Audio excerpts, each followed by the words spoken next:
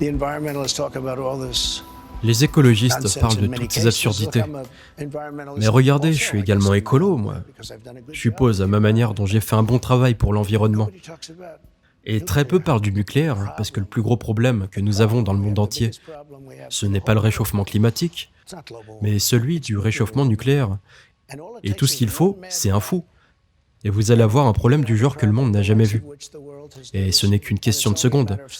Vous n'avez pas besoin d'attendre 2 à 300 ans pour que cela se produise.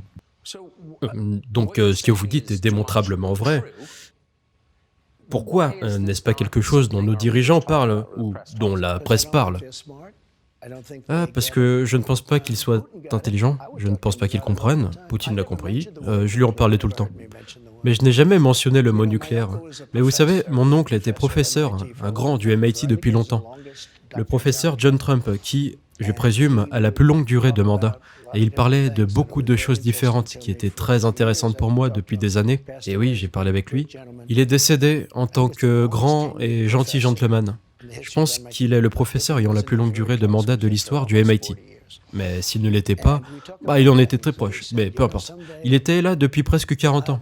Et nous avons parlé de choses, puis il a dit, tu sais, un jour, ils auront une valise. Et dans cette valise, il y aura du nucléaire et vous pourrez faire sauter une ville comme New York depuis cette valise. Et j'ai dit, mais non, oncle John, c'est pas possible. Mais il avait raison, le pouvoir est tellement incroyable que vous pouvez faire fonctionner un sous-marin depuis pendant des années avec essentiellement une tablette.